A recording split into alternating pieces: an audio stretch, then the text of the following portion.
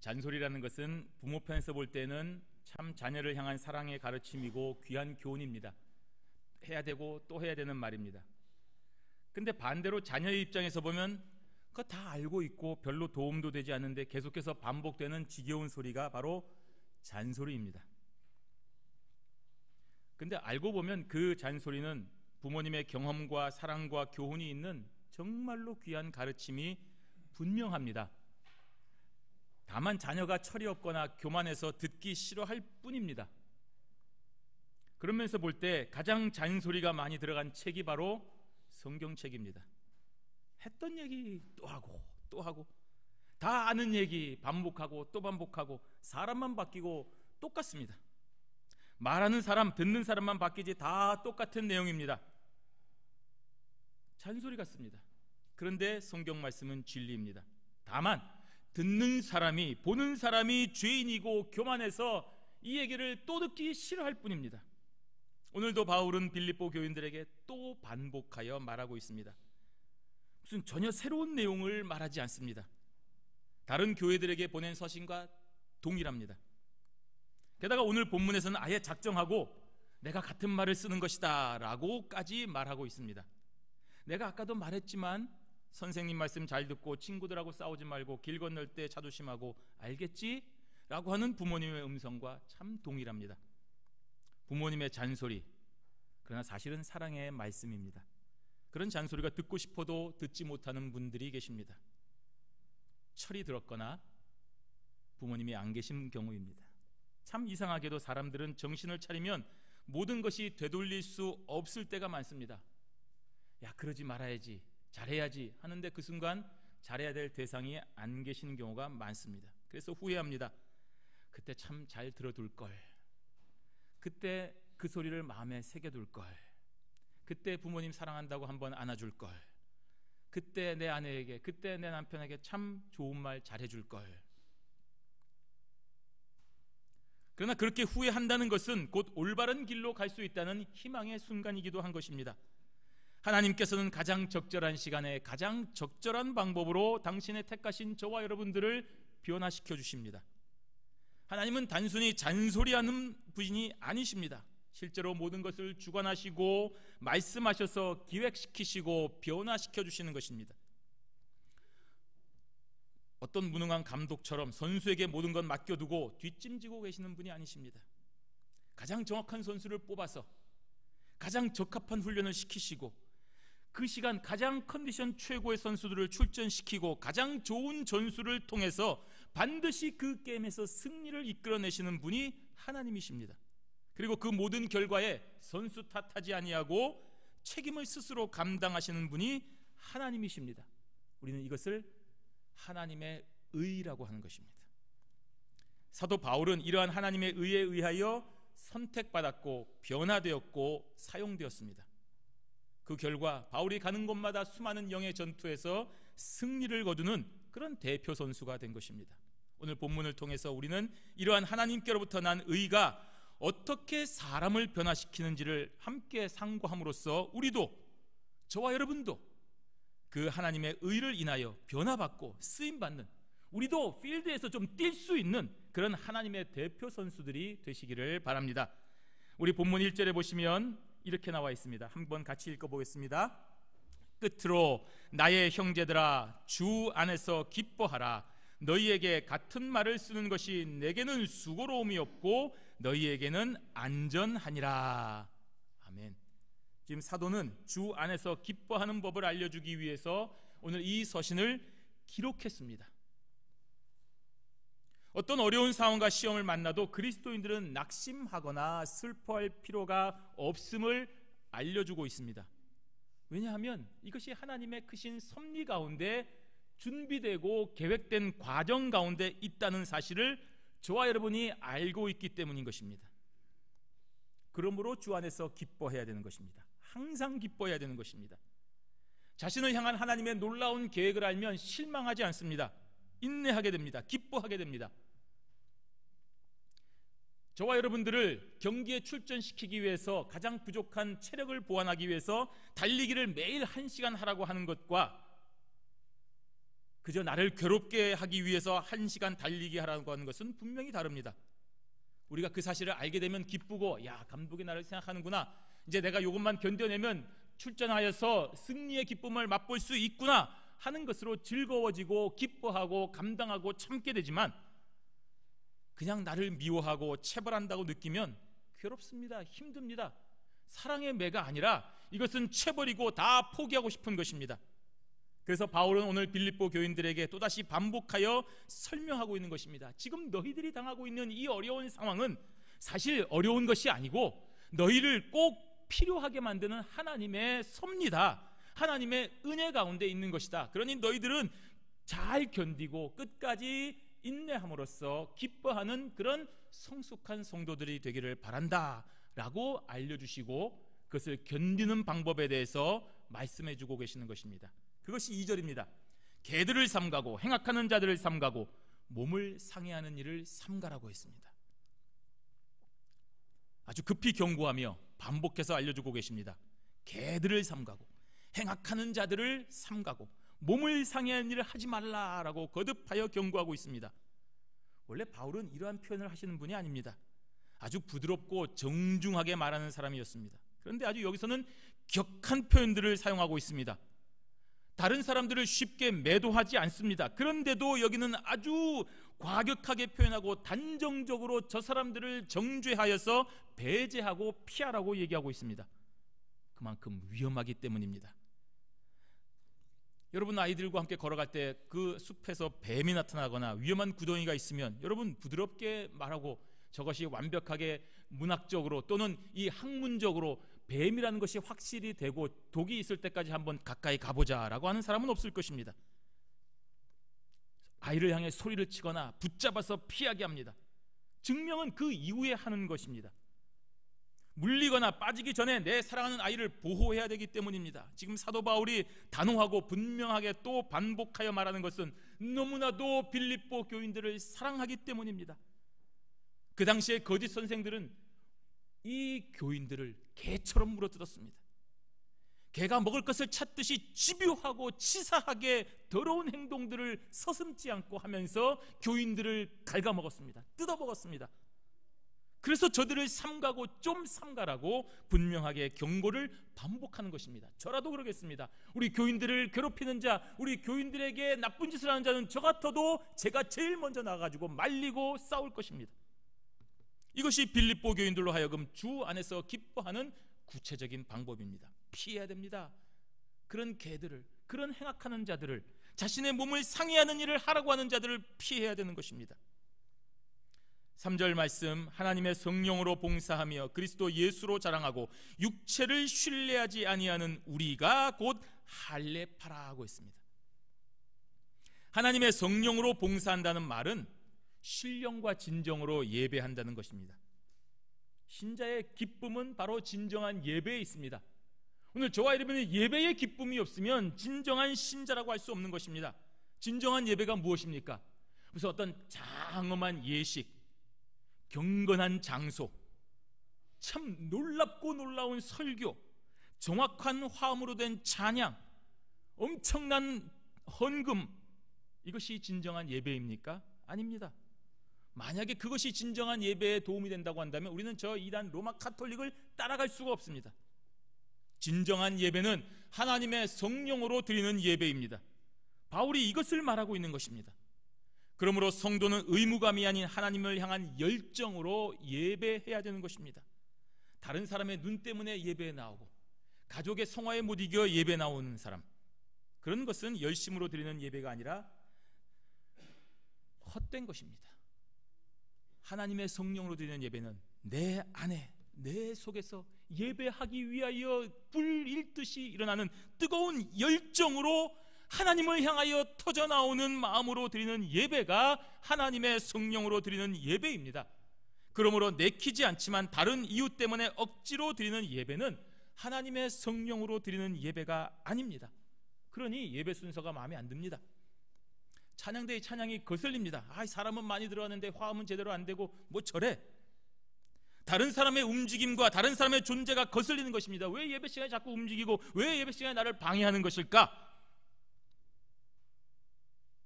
그럼 내 마음이 하나님의 성령으로 채워지지 않은 것입니다. 이 순간 내가 문제구나. 회개하고 하나님 앞에 엎드려야 됩니다. 예배를 향한 열정이 회복되게 해달라고 기도해야 됩니다. 그러면 반드시 하나님의 성령으로 봉사하는 기쁨이 넘치게 됩니다. 예배하는 것 자체가 우리에게 즐거움이 됩니다. 예배한다는 사실이 너무나도 기쁘고 즐거워서 우리의 마음이 감격하여 터져나올 것 같습니다. 그것이 바로 진정한 예배인 것입니다. 또 그리스도의 예수로 자랑하라고 했습니다. 바울은 지금 예수 그리스도에게 사로잡힌 자입니다.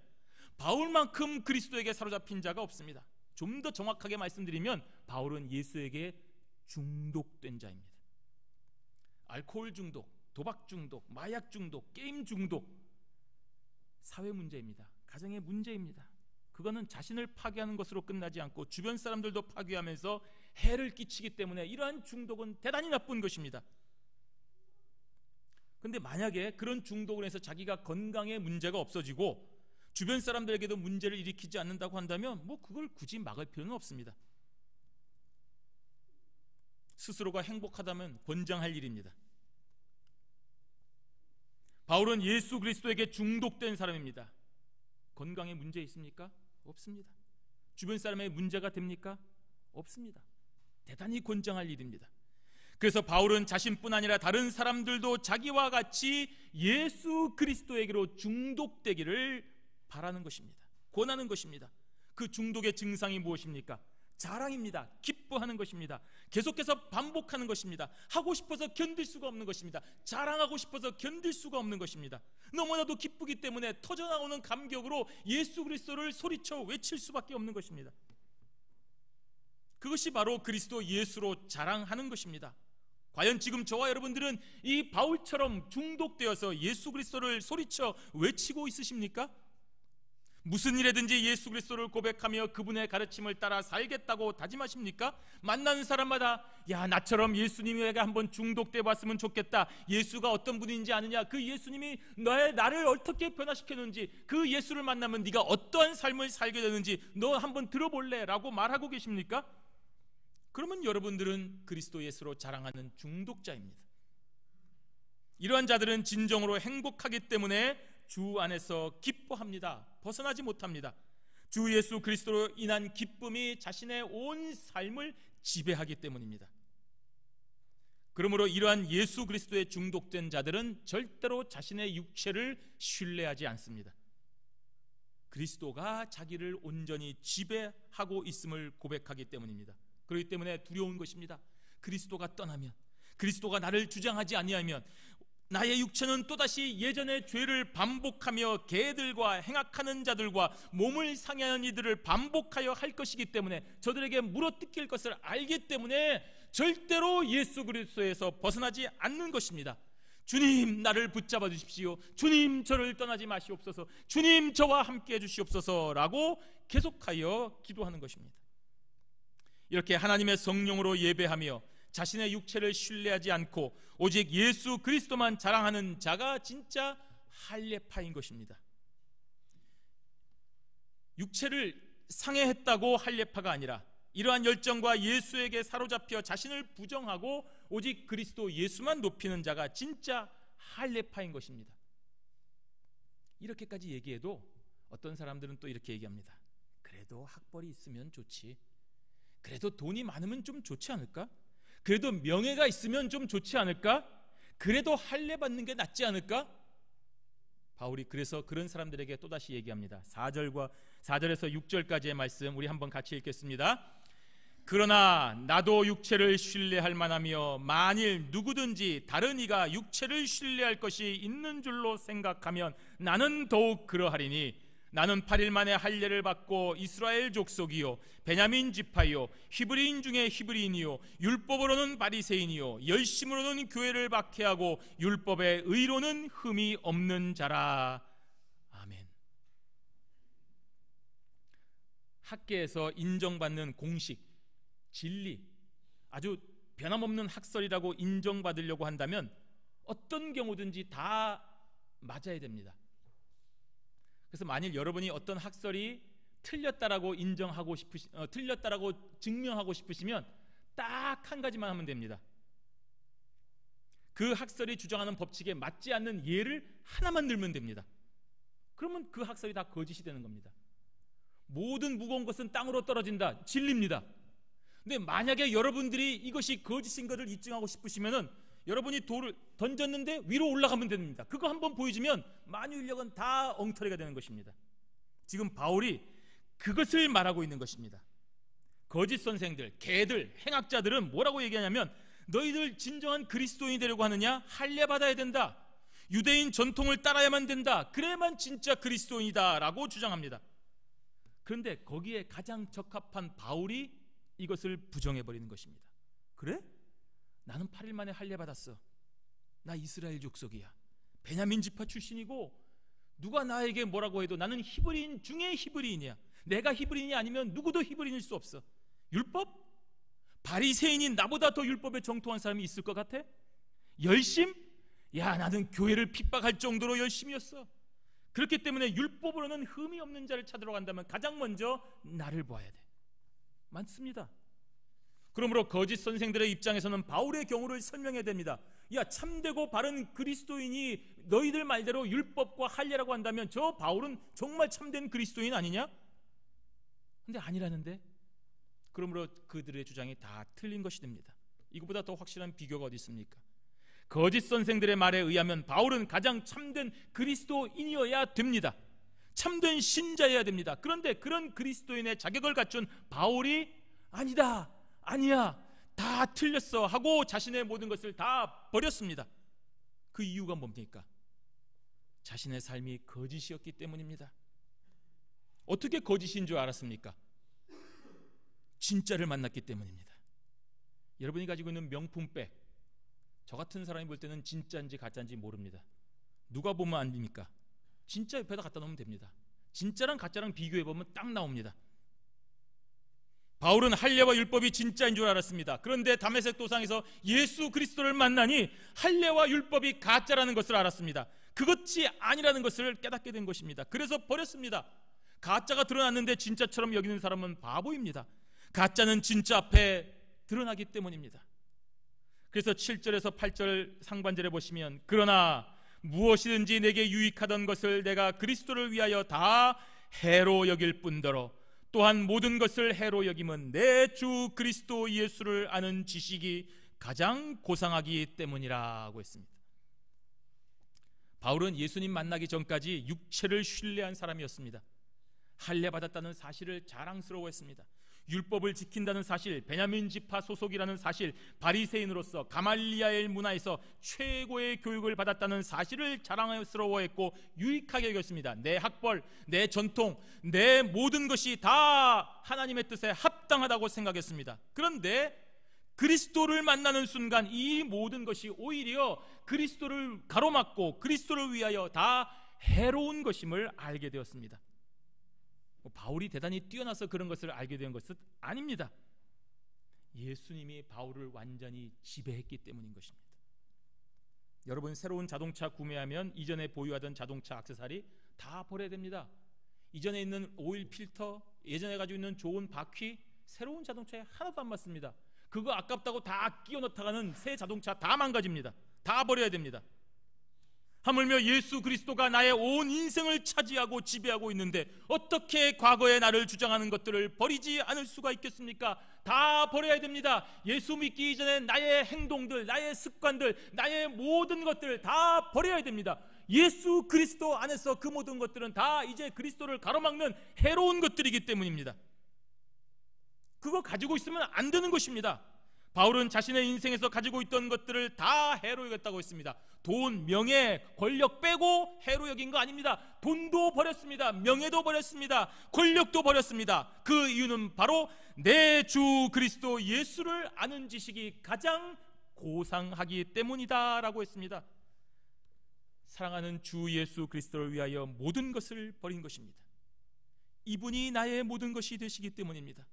다메섹 도상에서 만나서 굴복한 뒤에 바울은 예수님을 단 한 번도 배신하지 않았습니다.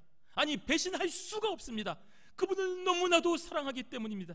자신의 죄를 위하여 십자가에 달려 죽으신 귀한 분이라는 사실을 깨달았기 때문입니다. 그 위대하고 놀라운 사랑을 경험한 이후에 바울은 자신의 인생을 위해서 이분을 배신할 수가 없는 것입니다.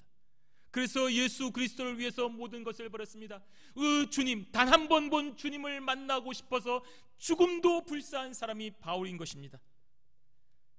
8절 하반절에서 9절까지 내가 그를 위하여 모든 것을 잃어버리고 배설물로 여김은 그리스도를 얻고 그 안에서 발견되려 함이니 내가 가진 의는 율법에서 난 것이 아니요 오직 그리스도를 믿음으로 말미암은 것이니 곧 믿음으로 하나님께로부터 난 의라. 아멘. 변했습니다. 바울이 예수 그리스도를 만난 이후로 변했습니다. 만나기 전에는 자신의 배경과 학문이 그렇게 자랑스러웠습니다. 내가 가말리엘 문화생이야, 내가 수석 졸업생이야, 내가 하버드 출신이야. 그런데 예수를 만난 이후에는 그것이 부끄러웠습니다. 전에는 스스로 율법이 흠이 없는 자라고 완전한 자라고 생각했는데 예수님 만나고 보니 자신은 죄인 중에 괴수였습니다. 이보다 더 극적인 변화가 어디 있습니까? 없습니다. 여러분, 그리스도를 만난 자는 이렇게 다 변하는 것입니다. 전에는 자신의 외적인 신앙에 만족하고 자랑스러웠습니다. 내가 다니는 교회, 내가 가진 직분, 내가 가진 사회적 지위, 내가 가진 사회적 그런 모든 포지션이 너무나도 자랑스럽고 자신이 만족스럽고 내가 이만큼이나 이루었다. 나의 가정, 나의 기업, 나의 모든 것이 너무나도 자랑스러웠던 것입니다. 나만큼 복받은 사람이 없다라고 생각을 했습니다. 그런데 예수 그리스도 만나고 나니 죄인 중에 괴수가 자기가 된 것입니다. 그게 예수님을 진짜 만난 것입니다. 예수님 만나고 변했다고 했는데도 계속해서 옛날 것 붙잡고 이거 내세우고 저거 내세우고 돈 내세우고 명예 내세우고 권력 내세우고 학벌 내세우는 사람들은 아직도 못 만난 것입니다. 바울은 이제는 자기 의와 공로를 다 부정해버리고 은혜의 보좌 앞에 엎드려서 오로지 나의 주 예수 그리스도, 나를 사랑하여 주신 예수 그리스도만을 붙잡게 되었습니다. 죽음도 불사하는 것입니다. 죽는 것이야말로 사랑하는 예수 그리스도께로 가는 가장 좋은 길이기 때문에 가장 큰 기쁨이 바로 죽음입니다. 그래서 오늘 빌립보서 1장 23절에 차라리 세상을 떠나서 그리스도와 함께 있는 것이 훨씬 더 좋은 일이라. 그렇게 하고 싶으나 진심입니다. 바울은 지금 당장 죽어서 예수님과 만나고 싶은 것입니다. 그러나 아직도 맡겨진 사명이 있고 남겨져 있는 빌립보서 교인들을 위해서 해야 될 일이 있기 때문에 아직도 내가 이 길을 달려가고 있는 것입니다. 바울은 예수님을 만난 이후에 모든 것을 잃어버렸습니다. 그리고 배설물로 여겼습니다. 참 지식으로 뛰어나고 학문이 출중한 바울은 가말리엘 문화에서 공부했던 최고의 학자입니다. 그대로 예수님 안 만났으면 앞길이 탄탄대로로 보장되어 있었습니다. 그런데 예수님 만난 뒤로 이 모든 것을 잃어버렸습니다. 민족의 반역자가 되어서 암살 대상자가 되었습니다. 그런데 이러한 상실감이 바울에게는 오히려 대단한 만족감이 되었습니다. 여러분, 어떻게 그럴 수 있을까요? 길 가다가 내 지갑 하나 잊어버려도 그거 몇 날 며칠, 나 그 지갑 왜 잊어버렸지, 내가 그거 왜 거기다 놔뒀을까, 그 때문에 몸살 앓고 있는 우리들 아닙니까? 이 귀한 것들을 다 잃어버렸는데 어떻게 만족할 수가 있습니까? 다른 것을 얻었기 때문입니다. 500불짜리 지갑 잊어버려도 2000불짜리 지갑이 들어왔으면 잊어버릴 수 있는 것입니다. 바울이 무엇을 얻었습니까? 예수 그리스도를 얻은 것입니다. 그래서 만족합니다. 무엇과도 비교되지 않는 위대한 만족감이 바울에게 있기 때문에 그 모든 것을 잃어버려도 배설물처럼 여기는 것입니다. 바울에게 있어서 가장 큰 상실감이 무엇입니까? 예수님 만난 이후에 더 이상 과거에 익숙한 사람들과 있지 못하고 무지한 이방인들 틈에서 보내야 한다는 사실이 어쩌보면 가장 바울에게 힘든 일이었을 것입니다. 이렇게 뛰어나고 탁월한 지적 능력을 가진 사람이 자신의 수준과 맞지 않는 노예, 종들의 신분인 이방인들과 함께 살며 저들에게 자신이 깨달은 진리를 가르쳐야 된다는 사실이 너무나도 힘든 것입니다. 지적 토론, 탁월한 통찰력을 얻을 수 있는 사람들과의 그런 아름다운 교제가 아니라 도무지 자신과는 이해도 되지 않고 생활 습관도 맞지 않는 수준의 그런 사람들과 함께 지내야 하는 것이 바울에게 있어서는 가장 큰 시험일 수가 있습니다. 그러나 바울은 이렇게 사는 것을 오히려 기뻐했습니다. 바울에게는 내 주님이신 예수 그리스도를 아는 지식이 있었기 때문입니다. 예수 그리스도는 하늘 보좌에서 이 땅에 낮고 천한 우리의 모습으로 와서 우리를 위하여 죽기까지 하셨는데 나도 그와 같이 할 수 있다는 사실을 깨달았기 때문인 것입니다. 나라가 망해가고 있는데 공자왈 맹자왈 하면서 글을 읽는 친구들과 토론하고 기뻐하는 것은 자기들 지식에는 있을지 모르나 참 통탄할 일입니다. 내 자녀가 지금 죽어가고 있는데, 배고파서 병들어서 죽어가고 있는데 자본주의와 공산주의를 치열하게 토론하며 만족하고 있는 부모는 자격이 없는 부모입니다. 바울은 자신과 같은 죄인 중에 괴수를 위하여 십자가에서 기쁘게 죽으신 예수 그리스도, 그분을 아는 지식을 얻었습니다. 그 지식으로 죽음 이후에 영생으로 이르는 길을 아는 놀라운 은총을 입은 것입니다. 그래서 기뻐할 수 있는 것입니다. 모든 것을 잃어버렸지만 만족함을 얻은 것입니다. 이것이 바로 인류에게 있어서, 바울에게 있어서 가장 고상한 지식이 아니라 오늘 인류에게 있어서 가장 고상한 지식인 것입니다. 그래서 자신이 한평생 살아온 모든 것을 배설물처럼 여길 수가 있는 것입니다. 여러분, 그런데 이렇게 바울을 고상하게 만든 이 위대한 지식이 정말로 놀라운 것은 아무런 조건 없이 바울에게 주어졌다는 사실입니다. 모든 것을 포기한 대가로 받은 것이 아닙니다. 무슨 대단한 일을 했기 때문에 보상으로 주어진 것도 아닙니다. 바로 하나님께로부터 난 의라고 했습니다. 오직 그리스도를 믿는 믿음으로 말미암은 것이니 곧 믿음으로 하나님께로부터 난 의라고 기록하고 있는 것입니다. 여러분, 바울이 무슨 일을 한 것 없습니다. 오히려 하나님을 죽이려고 한 자였습니다. 인간 편에서의 그 어떤 기여한 것 없습니다. 하나님께서 예정하시고, 하나님께서 저와 여러분들을 선택하셨고, 하나님께서 예수 그리스도를 이 땅에 보내주셨고, 그분이 하나님의 아들이신 것을 알게 하셨고, 그분을 십자가에 못 박게 하셨고, 그 사실로 인하여 우리가 믿음으로 이르게 하고 그 믿음으로 구원받게 하신 것입니다. 여러분, 여기에 인류가 한 것은 하나도 없습니다. 이것이 하나님께로부터 난 의입니다. 바울은 지금 이것을 고백하는 것입니다. 하나님께로부터 난 의는 예수 그리스도를 믿는 믿음으로 말미암아 예수 그리스도 안에서 발견되게 하시는 것입니다. 이 신비한 연합으로 구원을 얻는 것입니다. 혹시라도 여러분들 조금이라도 우리 부모님의 영향 때문에 내가 교회를 다녔다, 믿음이 생겼다, 내가 그래도 열심히 선행하고 교회를 위하여 좋은 마음으로 충성했기 때문에 믿음이 이만큼 자랐다라고 꿈에도 생각하지 마시기를 바랍니다. 그것은 자기의 의가 되는 것입니다. 사람이 가장 착각하는 것이 무엇입니까? 자기 수준에서 생각하는 것입니다. 자기의 의를 내세워서 하나님 앞에 인정해달라고 하는 것입니다. 하나님, 저 이만큼 한 거 아시지 않습니까? 지난 시간 얼마나 많이 하나님 앞에 희생하고 봉사했습니까? 그래도 적어도 이 정도는 하나님께서 인정해 주셔야 되지 않습니까? 라고 떼를 쓰는 것입니다. 착각입니다. 그렇다고 한다면 저희들은 유대인들이 되는 것입니다. 유대인들은 할례 받았다는 사실을 자랑스러워했습니다. 율법을 통하여 만족했습니다. 그래서 하나님께 인정받았다고 주장하는 것입니다. 이것이 유대인의 의입니다. 그건 하나님께로부터 난 의가 아닙니다. 그래서 바울은 지금 분명하게 말하고 있는 것입니다. 내가 가진 의는 율법에서 난 것이 아니요 오직 그리스도를 믿음으로 말미암은 것이다 라고 말하는 것입니다. 어떤 사람들이 다툼이 나서 한 사람을 무지하게 때렸습니다. 그러면 우리는 다 알고 고소해서 적당히 보상하거나 감옥에 가면 용서받아야 된다라고 생각을 합니다. 실제로 용서합니다. 이것이 자기의 의입니다. 세상의 의입니다. 그러나 맞은 사람은 평생을 잊지 못하고 비정상적으로 살아갈 수가 있습니다. 어떤 것으로도 용서가 안 될 수 있습니다. 아무리 많은 돈을 줘도, 아무리 그 사람이 감옥에 있어도, 심지어 그 사람이 데스 페널티를 받는다고 하더라도 그것이 피해자에게 만족이 되지 않을 수가 있습니다. 그러므로 한편에서 자기의 의로서는 다른 사람의 의를 만족시킬 수가 없습니다. 하물며 하나님의 의를 사람이 정해놓은 의로 만족시킬 수 있다고 생각하는 것 자체가 틀린 것입니다.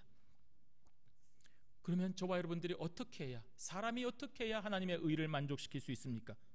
없습니다. 불가능합니다.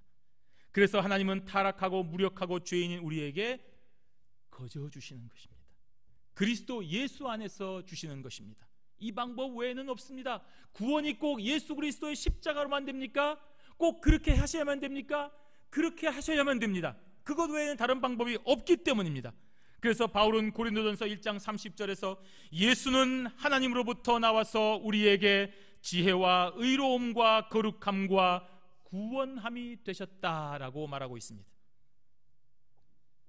예수님께서 육신의 모습으로 이 땅에 오셔서 모든 율법의 요구를 다 채우셨습니다. 하나님께서 요구하신 온전한 의를 다 행하신 것입니다. 그리고 그 예수 그리스도 안에 있는 사람들에게 의롭다라고 선포하여 주셨습니다. 그래서 복음입니다. 여기에 저와 여러분들은 하나도 한 것이 없기 때문에 복음입니다. 돈 많은 사람에게 우선권이 있고 권력 있는 사람에게 우선권이 있고 전쟁 났을 때 벙커에 들어가는 순서대로 영향력이 큰 사람이 우선이 있다고 한다면 저와 여러분은 절대로 소망이 없습니다. 하나님은 당신의 기쁘신 뜻 안에서 저와 여러분들을 불러주신 것입니다. 이것이 하나님의 의입니다. 우리는 예전 모습 그대로인데 전혀 소망이 없는 자인데도 불구하고 예수 그리스도를 믿는 믿음으로 의롭다고 구원해 주시는 것, 이것이 하나님께로부터 난 의입니다. 여러분, 이것보다 더 큰 사랑, 이것보다 더 위대한 일은 없습니다. 죄인인 저와 여러분을 의롭다고 선언하시기 위해서 예수님께서 이 땅에 오셔야만 되고 죽으셔야만 됐습니다. 이 사실을 깨달았기 때문에 예수 그리스도 안에서 저와 여러분이 기뻐할 수 있는 것입니다. 그래서 내 구주가 되시는 예수 그리스도를 아는 지식이 무엇과도 바꿀 수 없는 고상한 지식이 되는 것입니다. 그러므로 이제는 내 행위, 내 노력, 내 수고를 의지하지 말고 스스로 완전히 무익한 종임을 깨닫고 오직 주 예수 그리스도, 나를 위해 십자가에 돌아가신 예수 그리스도, 나의 지나간 삶의 그 추악하고 더러운 죄에도 불구하고 나를 위하여 이 땅에 오셔서 십자가에서 죽으시고 그 믿음을 주셔서 믿음 안에서 구원인이 되게 하신 놀라운 하나님의 의를 기억하시고 이제는 그 의를 아는 사람으로 바울처럼, 바울이 걸어갔던 그 길이 우리의 길이 되고 우리도 각자 맡은 지역에서 각자 받은 사명대로 예수 그리스도 그분을 위해서 모든 것을 배설물로 여기며 살아나가는 저와 여러분들이 되시기를 주님의 이름으로 축원합니다. 아멘. 기도하겠습니다. 하나님,